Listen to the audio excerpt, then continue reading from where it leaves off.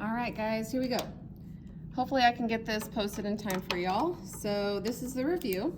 I know I posted my key, but we are gonna be using, here's a Big Kahuna identity. Look at that, it's even on here. I don't think the quiz has that on there, but either way, I mean, you need to know it. Okay, so sine squared plus cosine squared x equals 1. So I'm actually gonna skip to numbers 4 and 5 because it says to derive the other two Pythagorean identities from sine squared plus cosine squared is equal to 1. And remember how we do that. We take first off the Big Kahuna, the main squeeze, big cheese here, and we need to divide everything by sine squared theta, or sine squared x in this case. Okay, and sine divided by sine is 1, or sine squared divided by sine squared is 1. Cosine squared divided by sine squared, that is cotangent squared. And 1 divided by sine squared is cosecant squared. And there is Big Kahuna number 2. And then doing the same thing, taking the main Pythagorean identity, sine squared plus cosine squared equals 1. And now divide everything by cosine squared.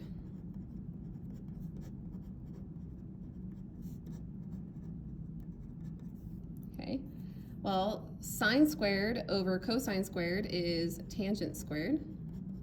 Cosine squared over itself is 1, and 1 over cosine squared is secant squared. And there is Big Kahuna number 3. Okay, now I'm going to go back up to number 1, 2, and 3.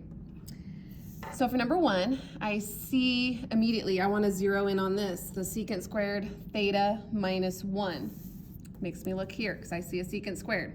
If I were to subtract 1, I would get secant squared minus 1, and it would equal tangent squared. So I can replace secant squared theta minus 1 with a tangent squared theta. Okay, next, tangent, I can replace that again. I can replace it with 1 over cotangent or sine over cosine. Sine over cosine is going to work out better because I believe something will cancel that way. Sine squared theta over cosine squared theta and cosine squared theta. So here we are, and we do get these cosine squareds to cancel. So all that's left is sine squared theta. That's the answer, so that's what I'm going to put on the little line there. Okay, now if you forget to do that, first of all, please don't forget to do that. When you guys put your answers on the column boxes here, or these spaces, it really helps me to grade, so I really appreciate it if you do that. All right, number 2, we've got cosine squared x over sine x plus sine x. Well, you see a fraction there, so I hope you're thinking what I'm thinking. We need to get a common denominator so that we can add these fractions and potentially get rid of the fraction. So I gotta multiply top and bottom by sine x. I'll get cosine squared x. Actually, I'm just gonna put it all over one denominator since the common denominator is sine x. So I'll get cosine squared x plus sine times sine is sine squared. And that should get you kind of excited because that is the Big Kahuna. Sine squared plus cosine squared is equal to 1. So I can replace that numerator with a 1. I get 1 over sine x. Well, 1 over sine is the same as cosecant. So that is cosecant x. And I'm done because I can't go any lower than that. Next one, sine squared cosine theta over tangent squared theta. So what I would do is I would replace the tangent, and since it's in the denominator, we are dividing by tangent. So we're going to have sine squared theta cosine theta divided by tangent. I'm going to replace with sine over cosine. So divided by sine over cosine.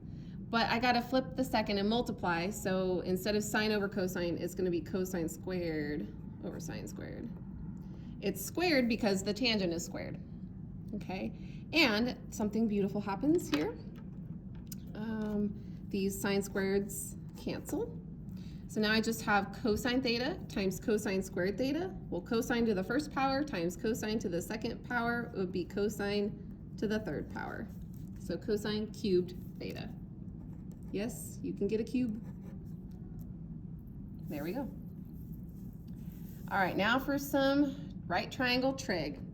Says a surveyor is standing 50 feet from the base of a large tree. Stop. Large tree. Here's my large tree. The surveyor is 50 feet from the base of the tree, so the bottom of the tree is 50 feet. Okay, now continue.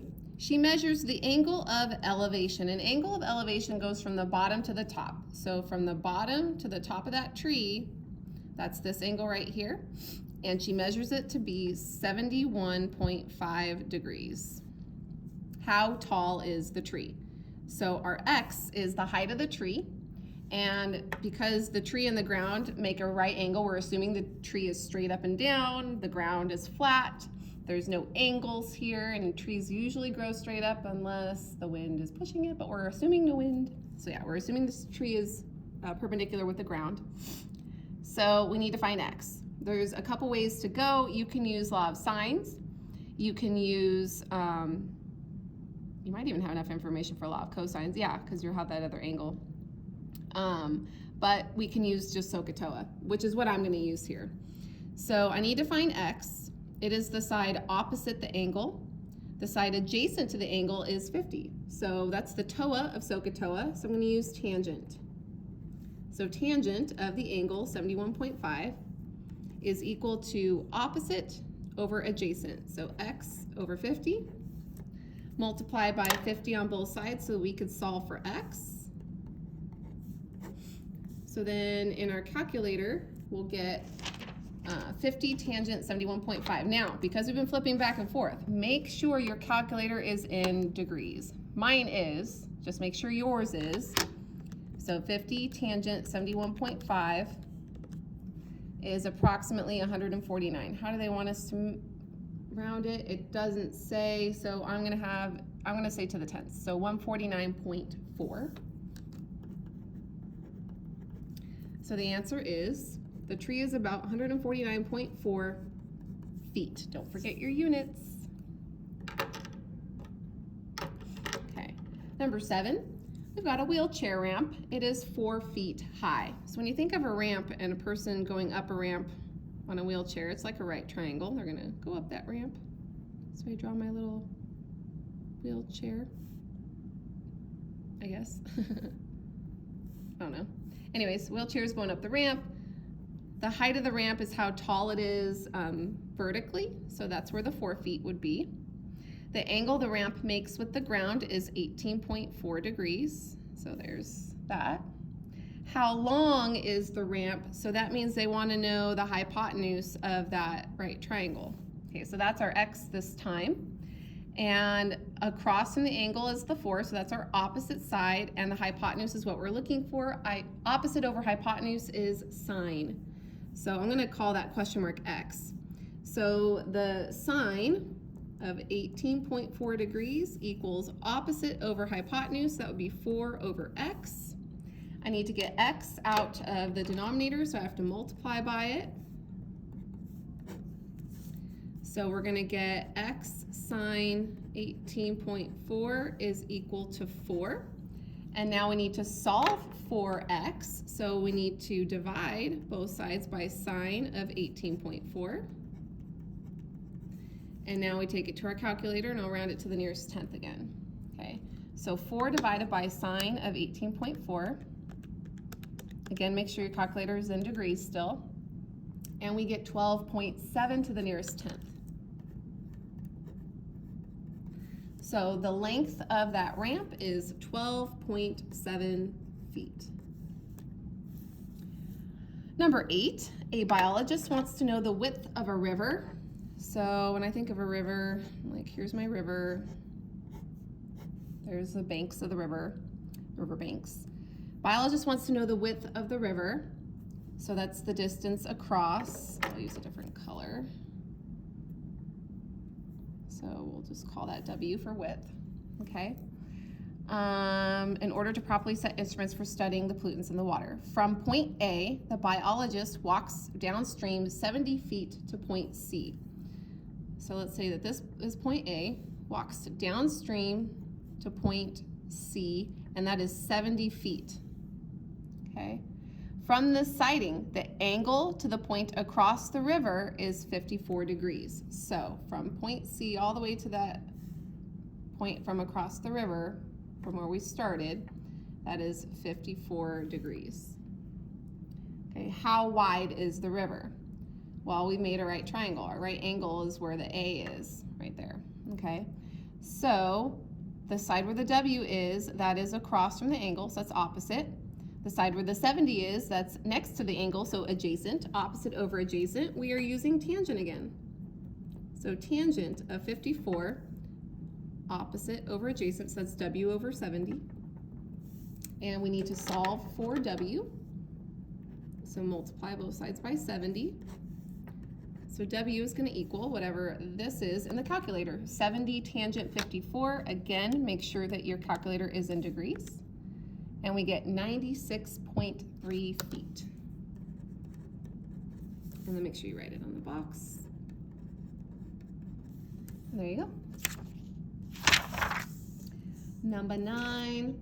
So it says for y equals x squared plus 3x minus 4, find the domain, the x-intercepts, the y-intercepts, and any asymptotes the graph may have. Well, I see that power of 2. So this is a parabola. It's a quadratic. Okay. And so let's factor this, because we need to find,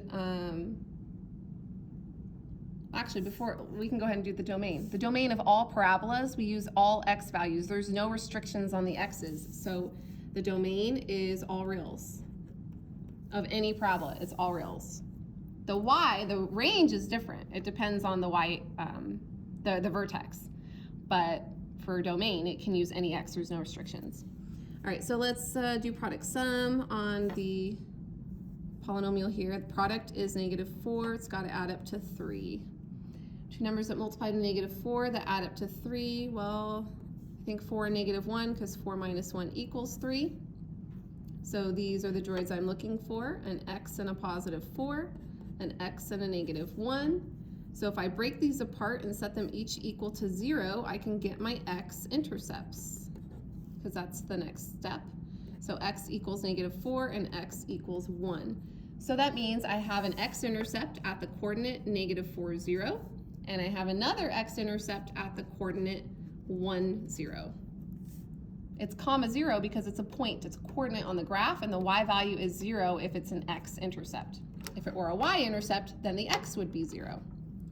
Okay, speaking of which, now we need to find the y-intercepts. Well, the y-intercept is always what the end number is, the c value is on the end in standard form. So that is my y-intercept. So that means the y value is -4 when the x value is 0. So 0, -4. And do parabolas have asymptotes, guys? Nope. So NA doesn't apply, not applicable. Number 10 says find the point x, y on the unit circle that corresponds to the angle theta equals -5 pi over 3. Okay, let's look for +5 pi over 3 so we can find out where -5 pi over 3 is. So I'm just going to draw a little quick, tiny little unit circle. I know it goes pi over 6, pi over 4, pi over 3. So here's regular pi over 3. And then in the second quadrant, that would be 2 pi over 3. And then 4 pi over 3. So 5 pi over 3 is in the fourth quadrant. So that's counterclockwise. So to get the -5 pi over 3, I have to go clockwise.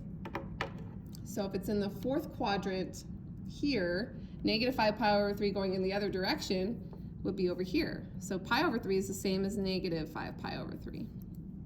Okay, well that coordinate is where x is 1/2 and y is square root of 3 over 2.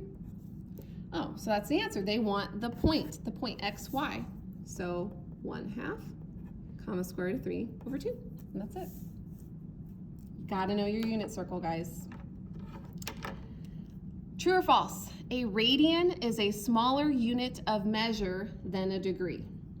Well, let's test this out. So 1 degree 1 degree. Let's figure out how many radians that is. Well, we'd have to convert it to radians by multiplying by pi over 180. And we would have to use a calculator for this. 1 times pi over 180 is just pi over 180. So pi divided by 180 is 0.017. And that's radians. Okay, so 1 degree equals 0.017 radians. And 1 radian, if I were to look at it the other way, 1 radian is equal to, well, actually before I put the equal sign, let's convert this to degrees by multiplying by 180 over pi, which means I have to take 180 and divide the pi, and I get 57.3 degrees. So this way actually tells me more than this does, because obviously 1 degree is 0.017 radians. 1 radian is 57.3 degrees. So a radian is a smaller unit of measure than a degree. No, a radian is a bigger unit of measure. Radians make it easier to look at because degrees can be so big. Okay, so this one is false. The angles of a triangle can have a radian measure of 2 pi over 3, pi over 4, and pi over 12. Well, when we think of angles of a triangle, don't we think of them in degrees? Let's convert these to degrees. Well, we already know 2 pi over 3 is this angle up here, 90. So this one's 120 degrees. So we've got a 120 degree angle. Pi over 4 we know from our unit circle, that's a 45 degree angle. Pi over 12 I do not know. So pi over 12, I'm just gonna real quick multiply by 180 over pi to figure out what that is. The pi's cancel, so it's really 180 divided by 12. That's 15. The angles of a triangle can have radian measure of this. So does this add up to 180? Let's see. 120 plus 45 plus 15, because all triangles have 3 angles that always add up to 180. It does add up to 180. So this is a triangle. This is true. Number 13, if the inverse function of f exists and the graph of f has a y-intercept, then the y-intercept of f is an x-intercept of f inverse. Right, Freaky Friday. Yeah, if it's a y-intercept on one graph, then on the inverse it will be an x-intercept. That is correct. So that is true, like pure definition of what inverses are. Number 14, if f of x equals x plus 1 and g of x equals x, then f of g of x is equal to g of f of x. Well, let's try it. Let's try f of g of x. That means, and this is the same notation, these are the same, we gotta plug in the g function into the f function and see what we get. Well, if I plug in an x for x, I'm still just gonna get x plus 1. Okay, well now let's try it the other way. I'll use a different color. Now let's try to find g of f of x. That's what this one says. It says that they're equal, so we should get the same thing. We should still get x plus 1. So now I got to plug in f of x into the g of x function. So if I plug in x plus 1 for x, I get x plus 1. Oh yeah, it works. They're the same thing. That one's true. Number 15, if f of x equals the square root of x plus 4 and g of x equals x squared, find g of, that's supposed to say f, g of f of x. So g of f of x, this is another way to write that same notation. That means that we plug in the f of x function, which is the square root of x plus 4, in for the x in the g of x function. So when I plug it in, I'm going to replace that x with the square root of x plus 4, but this is squared. Well, anytime you square a square root, the stuff inside gets to come out. So it's x plus 4. So 15 is x plus 4. So we're out of the true or false range because those were just for 11 through 14. Just want to point that out there. And then number 16, we got to simplify, which means we got to factor. They're easy trinomials, so I know it'll factor down to 2 binomial factors on the top and the bottom. These all have x's in the front. I need 2 numbers that multiply to negative 40 that add up to 3. 8 times 5? And that means that the negative needs to be on the 5 because 8 minus 5 is 3. It's got to multiply to negative 10, add up to negative 3. It's got to be 5 and 2, but it's got to add up to a negative number, so the bigger number gets the negative because negative 5 plus 2 is negative 3. Okay, now we can see that the x minus 5's cancel, so I get x plus 8 over x plus 2.